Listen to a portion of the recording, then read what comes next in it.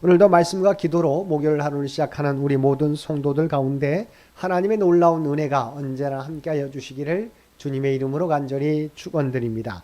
오늘 통독할 말씀은 사도행전 8장과 9장 32절에서 11장 18절까지 말씀입니다. 8장은 스데반 집사의 순교에 즈음한 예루살렘 초대교회에 대한 유대교의 대대적인 박해와 그러한 박해로 인해 팔레스틴과 세계 각지로 흩어진 성도들의 복음 전파 사역의 대표적 사례로 제시된 빌립 집사의 사역에 대해 보도하고 있습니다. 그 중에서도 1절에서 3절은 기독교에 대한 유대교의 대박해에 대해 보도하고 있습니다. 7장 마지막 부분에 있었던 스데반 집사의 순교는 예루살렘 초대교회에 대한 유대교의 대박해의 신호탄이었습니다. 즉 유대교는 스데반을 죽이는 것을 신호로 예루살렘 교회에 대하여 대대적인 박해를 가하기 시작한 것입니다. 그리하 예루살렘 초대교회 성도들은 유대교의 박해를 피해 팔레스타인 전역과 그 근종으로 흩어지게 되었습니다. 이는 그리스도교의 입장에서 보면 큰 시련이었습니다. 그러나 흩어진 성도들은 자기들이 이르는 곳에서 복음을 전파함으로 결국 초대교회는 예루살렘이라는 좁은 지역적 틀을 벗어나 마침내 유대와 사마리아와 땅끝까지 곧 이방 세계까지 복음을 전파하는 정기를 맡게 되었던 것입니다. 여기서 우리는 다음의 사실에 주목할 필요가 있습니다. 첫째는 유대교의 신봉자인 사울이 교회를 극심하게 박해하는 자로 소개되고 있다는 점입니다. 이는 제9장에서부터 언급될 뿐만 아니라 제13장 이후부터 전개되는 이방 선교 사역의 주역이 될 사울, 곧 바울의 이방인의 사도로서의 등장을 자연스럽게 도입하는 역할을 한다는 것입니다. 둘째는 그리스도교에 대한 유대교의 박해의 동기입니다.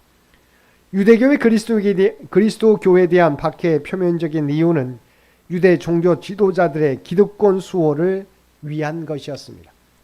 그러나 보다 근본적인 이유는 하나님의 섭리에서 찾을 수 있습니다. 일찍이 주님은 승천하시면서 제자들을 향해 성령이 임하시면 권능을 받고 예루살렘과 온 유대와 사마리아와 땅끝까지 이르러 내 증인이 되리라고 당부하셨습니다. 이것은 제자들이 반드시 실천해야 될 지상명령이었습니다. 그런데 제자들은 오순절 성령을 받고도 오직 예루살렘에만 머물러 있었습니다.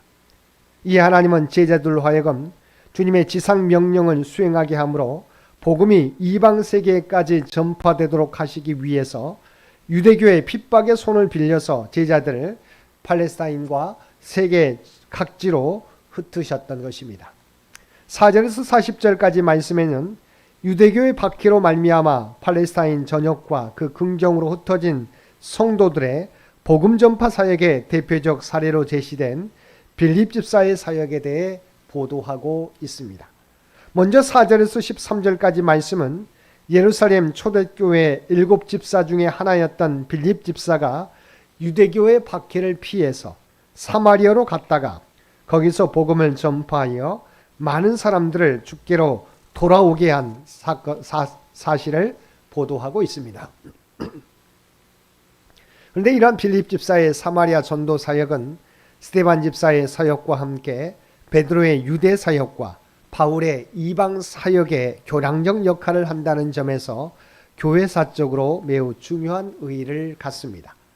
즉 빌립 집사의 사마리아 사역은 예루살렘과 유대와 땅끝을 잇는 교량적 역할을 하는 것입니다. 아울러 빌립 집사의 사역은 예수님의 지상 명령이 본격적인 실천 단계에 이르렀음을 보여준다는 점에서와 복음 안에서 유대인과 사마리아인 간의 민족적인 갈등이 해소되었다는 점에서도 큰 의의를 지닌다고 하겠습니다. 한편 본문은 빌립 집사의 사마리아 전도 사역의 성공적 사례 하나로 마술사 시몬의 회심 사건을 소개하고 있습니다. 마술사 시몬은 빌립 집사가 사마리아의 복음을 증거하기까지 사마리아 사람들에게 막대한 영향을 끼치고 있었는 바 그의 회심은 수많은 사마리아 사람들을 회개케 만들었습니다. 그러나 시몬의 회심이 진실한 것이었느냐 하는 데에는 의문의 여지가 남습니다. 하지만 비록 진실함이 없는 일시적인 것이었다 할지라도 시몬의 회심과 수많은 사마리아 사람들이 세례를 받은 사실은 당시 빌립의 사마리아 전도 사역의 열기가 얼마나 뜨거웠는지 짐작해 하기에 충분합니다. 14절에서 25절까지 말씀에서는 예루살렘 교회가 베드로와 요한 사도를 사마리아에 파송한 사실과 두 사도의 안수로 인한 사마리아의 성령 강림 사건 및 성령의 권능을 돈을 주고 사려한 시몬을 향한 베드로의 책망에 대해 보도하고 있습니다. 일찍이 베드로와 요한은 예수님을 쫓아 다른 사도들과 함께 사마리아를 방문한 적이 있습니다. 그리고 그때는 유대와 사마리아 간의 민족적 감정으로 인해서 매우 꺼려하는 마음으로 사마리아를 방문했었습니다. 이제 상황은 달라졌습니다. 즉 두 사도는 예루살렘 교회의 파송을 받아 주님을 대신하여 복음 전파의 사명을 띠고 사마리아를 방문한 것입니다. 이들은 사마리아를 방문하여 빌립 집사의 전도 사역을 목격하고 사마리아 성도들을 위해 기도하고 안수함으로써 사마리아에도 성령이 임하게 되었습니다. 이로써 복음은 민족적 차별성을 배제한다는 사실이 공식 확인되기에 이르렀고 유대인과 사마리아인 간의 해묵은 민족적 갈등이 복음 안에서 해소되게 되었습니다. 한편 사마리아의 성령 강림 사건과 관련하여 한 가지 불미스러운 일이 발생하기도 하였습니다. 곧 마술사로서 빌립의 전도를 받고 회개한 시몬이 베드로에게 돈을 주고 성령의 권능을 사고자 한 것입니다. 이는 시몬이 비록 복음을 받아들이기는 했으나 영생의 구원보다는 여전히 현실의 이기적 이익을 더 추구하는 구습을 쫓는 삶을 살았음을 보여주는 것으로 시몬은 성도라는 이름으로 불리면서도 물질 만능주의에 빠져있는 많은 사람들의 전형이라고 하겠습니다. 그리하여 그를 향한 베드로의 준엄한 책망은 곧 오늘날 위의 것보다는 아래 것을 더 추구하는 모든 타락한 그리스도인을 향한 책망이기도 합니다. 26절에서 40절까지 말씀에서는 빌립 집사의 에디오피아 내시에 대한 복음 전파 사역에 대해서 보도하고 있습니다.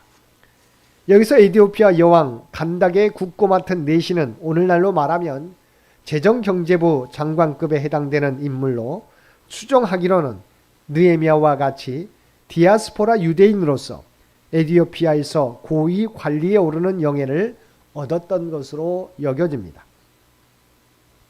즉 그는 디아스포라 유대인으로 절기를 지키기 위해 예루살렘을 방문했다가 귀국하는 길에 성령의 지시하심을 받은 빌립의 전도를 받고 복음을 영접하게 된 것입니다.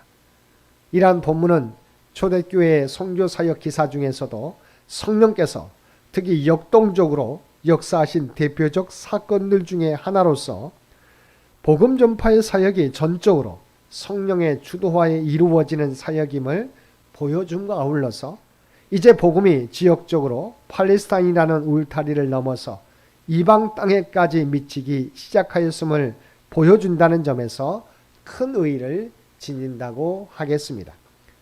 사랑하는 성도 여러분, 하나님께서는 이처럼 구원의 복음이 온 세계에 전파되기를 원하십니다.